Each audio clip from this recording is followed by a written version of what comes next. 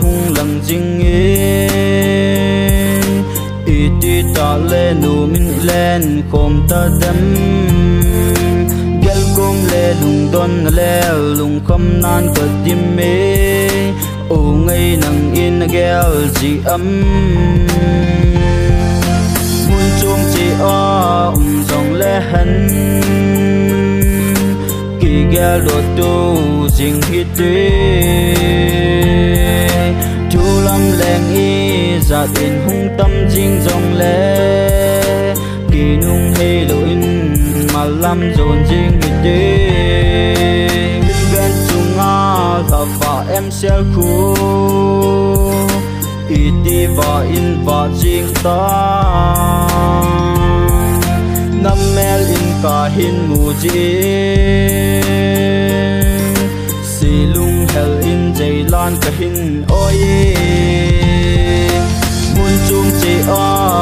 dòng lệ hân kỳ ga đột đu jing hít chú lâm leng y giạt in hung tâm jing dòng lệ kỳ nung hay lối mà lâm dồn jing hít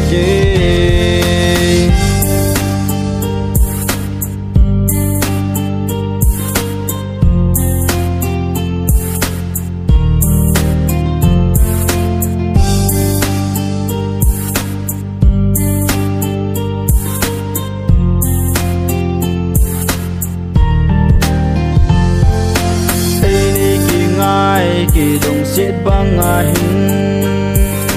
kỳ lê xếp chung hin kỳ ngay kỳ lung xe ya ta dam ding in bang ka hin ta san po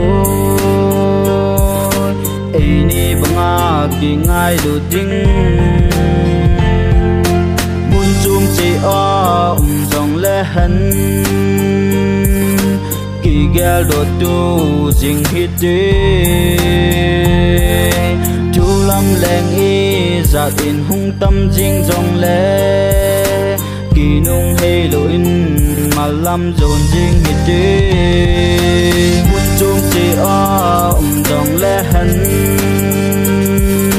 kỳ gel đột tu jing hít